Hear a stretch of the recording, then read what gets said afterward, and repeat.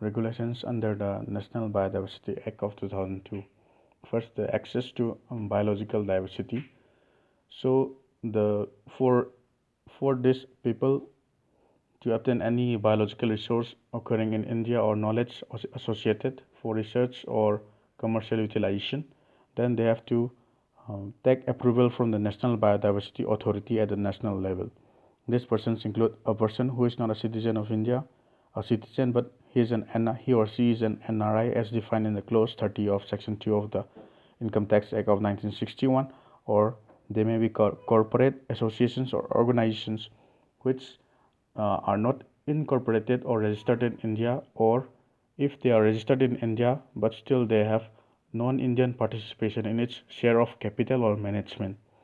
Then for the transfer of results of the research, etc., uh, the results or any research relating to any biological resources occurring in or obtained from India for monetary consideration or otherwise, then all this the people that I have mentioned, like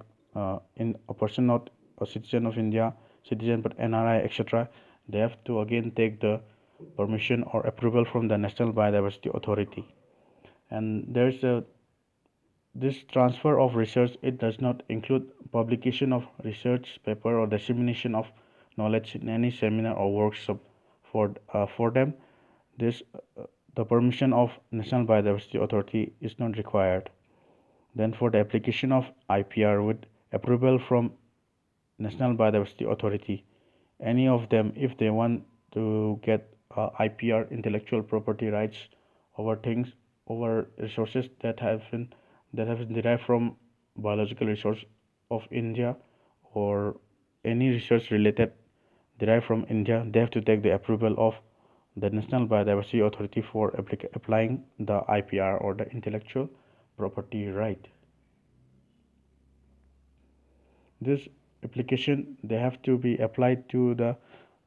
National Biodiversity Authority, and this the Biodiversity Authority has to dispose of the case after completion within 90 days of the application. Then for citizens and then other organizations registered in India, and those which have no non-Indian participation in the